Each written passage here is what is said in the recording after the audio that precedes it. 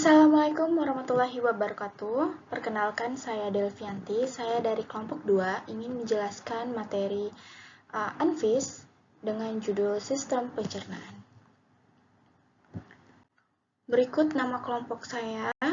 Karena ini menjadi tugas individu, jadi saya akan menjelaskan tentang sistem pencernaan. Pengertian sistem pencernaan. Sistem pencernaan atau sistem gastrointestinal mulai dari mulut sampai anus adalah sistem organ dalam manusia yang berfungsi untuk menerima makanan, mencernanya menjadi zat gizi dan energi, menyerap zat-zat gizi ke dalam aliran darah, serta membuang bagian makanan yang tidak dapat dicerna atau merupakan sisa proses tersebut dari tubuh. Apa saja yang ada pada saluran pencernaan? Yang pertama yaitu mulut. Mulut merupakan suatu rongga terbuka, tempat masuknya makanan dan air. Mulut merupakan jalan masuk untuk sistem pencernaan. Bagian dalam dari mulut dilapisi oleh selaput lendir. Pengecapan dirasakan oleh organ perasa yang terdapat di permukaan lidah. Pengecapan relatif sederhana terdiri dari asam, manis, asin, dan pahit. Kedua, tenggorokan atau faring merupakan penghubung antara rongga mulut dan kerongkongan. Di dalam melengkung faring terdapat tonsil atau amandel, yaitu kelenjar limfe yang banyak mengandung kelenjar limfosit dan merupakan pertahanan terhadap infeksi. Di sini terletak persimpangan antara jalan nafas dan jalan makanan. Letaknya di belakang rongga mulut dan rongga hidung, di depan ruas tulang belakang. Yang ketiga yaitu kerongkongan.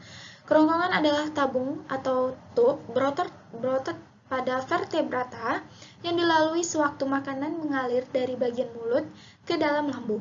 Sering juga disebut dengan esofagus dari bahasa Yunani. Panjang kerongkongan sekitar 20 cm dan lebar 2 cm. Organ ini berfungsi untuk menghubungkan mulut dengan lambung. Makanan berjalan melalui kerongkongan dengan menggunakan proses peristaltik. Yang keempat yaitu lambung, merupakan organ otot berongga yang besar dan berbentuk seperti kandang kedelai. Lambung dibagi menjadi 3 daerah yaitu sebagai berikut. Karadik yaitu bagian lambung yang paling utama untuk masuknya makanan dari kerongkongan. Yang kedua fundus yaitu bagian lambung tengah berfungsi sebagai penampung makanan serta proses pencernaan secara kimiawi dengan bantuan enzim. Yang ketiga, pilorus, yaitu bagian lambung terakhir yang berfungsi sebagai jalan keluar makanan menuju usus halus. Yang kelima, usus halus, terletak di antara lambung dan usus besar. Dinding usus kaya akan pembuluh darah yang mengangkut zat-zat yang diserap ke hati melalui vena porta. Dinding usus melepas lendir yang melumasi isi usus dan air yang membantu melarutkan pecahan-pecahan makanan yang dicerna.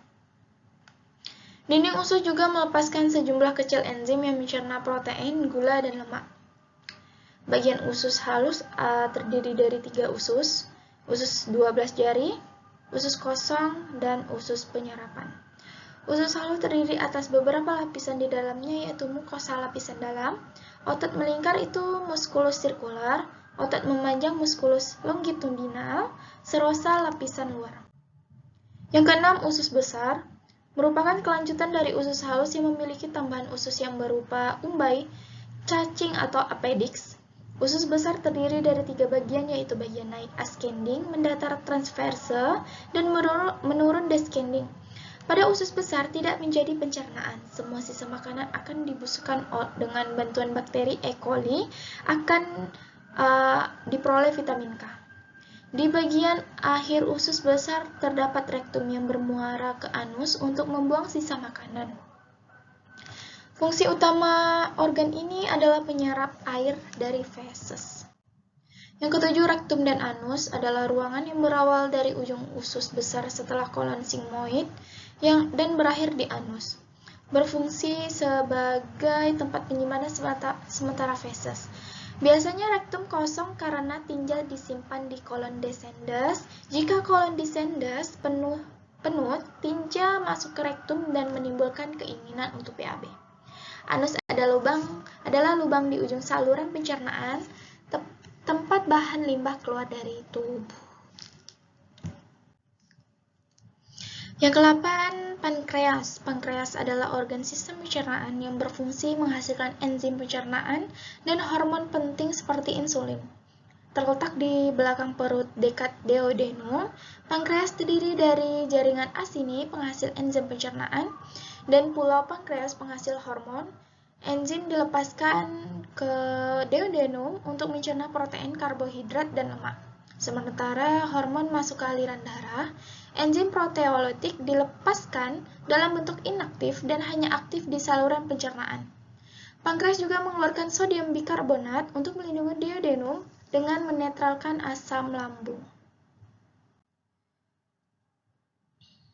Yang ke-9 yaitu hati.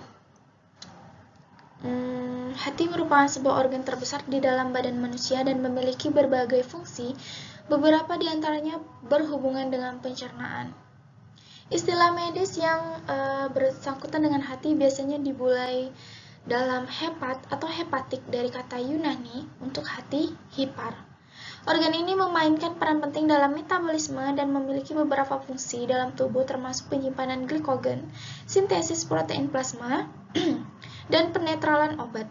Hati juga memproduksi bile yang penting dalam pencernaan. Zat-zat gizi dari makanan diserap ke dalam dinding usus yang kaya akan pembuluh darah yang kecil-kecil atau bisa disebut kapiler. Kapiler ini mengalirkan darah ke dalam vena yang bergabung dengan vena yang lebih besar dan pada akhirnya masuk ke dalam hati sebagai vena porta. Vena porta terbagi menjadi pembuluh-pembuluh kecil di dalam hati, di mana darah yang masuk diolah. Hati melakukan proses tersebut dengan kecepatan tinggi. Setelah darah diperkaya dengan zat-zat gizi, darah dialirkan ke dalam sirkulasi umum.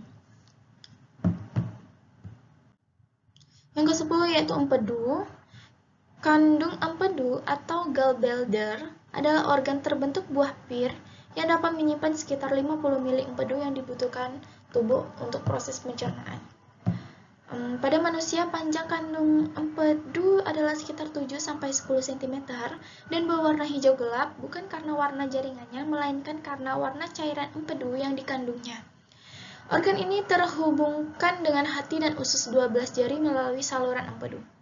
Empedu memiliki 2 fungsi penting, yaitu membantu pencernaan dan penyerapan lemak, serta berperan dalam pembuangan limbah tertentu dari tubuh, terutama hemoglobin atau Hb yang berasal dari penghancuran sel darah merah dan kelebihan kolesterol.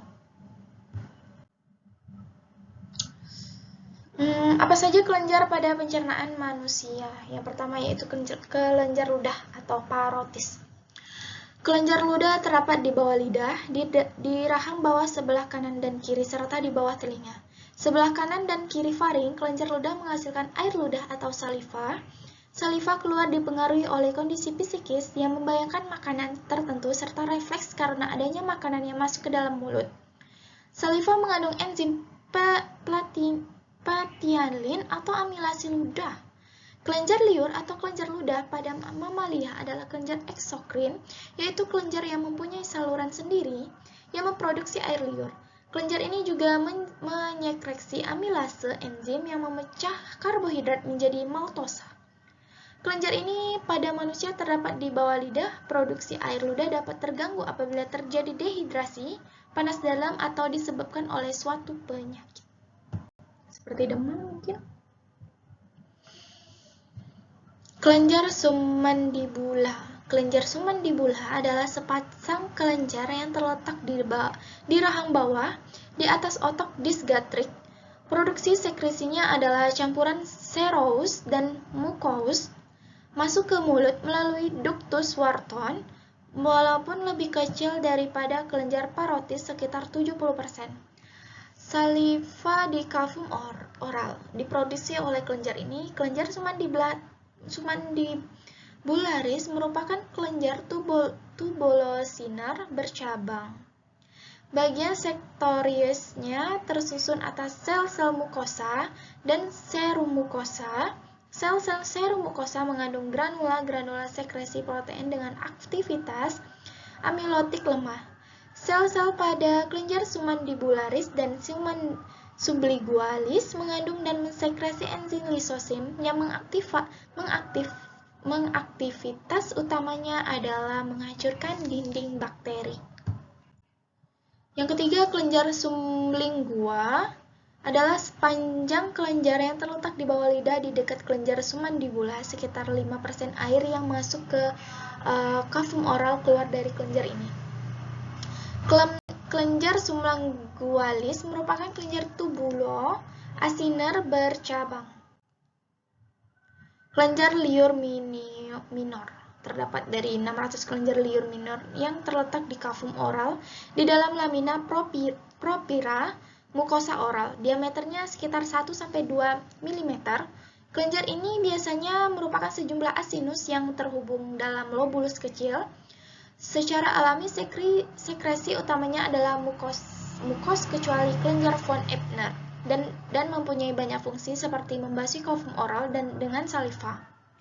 Masalah gigi biasanya berhubungan dengan kelenjar liur minor. Kelenjar von Ebner terletak di papilla circumvallata lidah.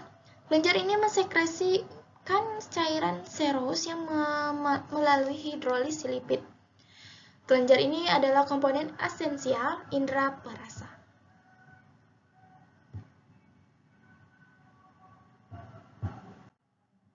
Kelenjar lambung. Kelenjar lambung memiliki kelenjar yang menghasilkan enzim pepsin, enzim renin, dan asam klorida atau HCl. Enzim pepsin berasal dari pepsinogen yang diaktifkan oleh asam lambung. Sekresi atau pengeluaran asam lambung dipengaruhi oleh refleks jika ada makanan yang masuk ke dalam lambung serta dipengaruhi oleh hormon gastrin yang dikeluarkan oleh dinding lambung. Produksi asam lambung yang berlebih dapat membuat radang pada dinding lambung.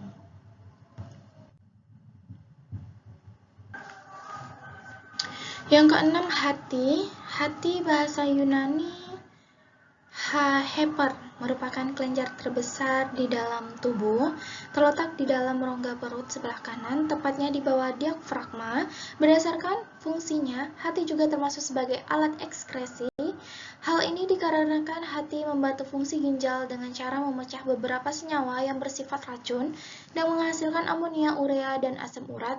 Dengan memanfaatkan nitrogen dari asam amino, proses pemecahan senyawa racun oleh hati disebut proses detoksifikasi. 7. Kelenjar pankreas terletak di rongga perut di dekat lambung.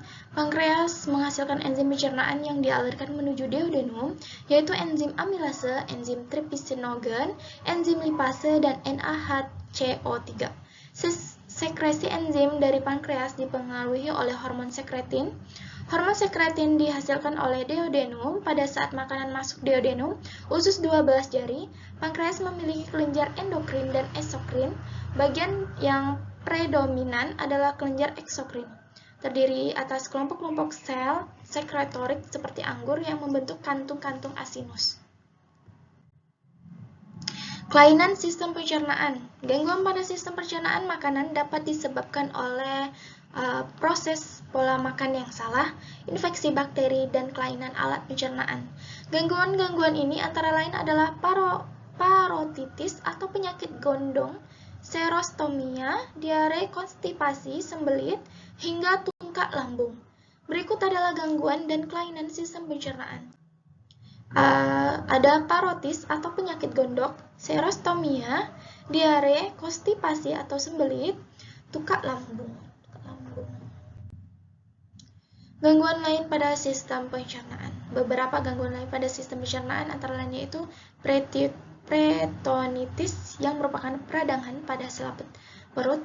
Gangguan lain adalah salah cerna akibat makan makanan yang merangsang lambung, seperti alkohol dan cabai yang mengakibatkan rasa nyeri yang disebut kolik. Sedangkan produksi HCl yang berlebihan dapat menyebabkan terjadinya gesekan pada dinding lambung dan usus halus, sehingga timbul rasa nyeri yang disebut tungkak lambung. Gesekan akan lebih parah kalau lambung dalam keadaan kosong akibat makan tidak teratur, yang pada akhirnya akan mengakibatkan pendarahan pada lambung. Gangguan lain pada lambung adalah gastritis atau peradangan pada lambung, pada lambung. Sekian presentasi dari saya. Maaf jika ada salah kata. Saya akhiri. Wassalamualaikum warahmatullahi wabarakatuh.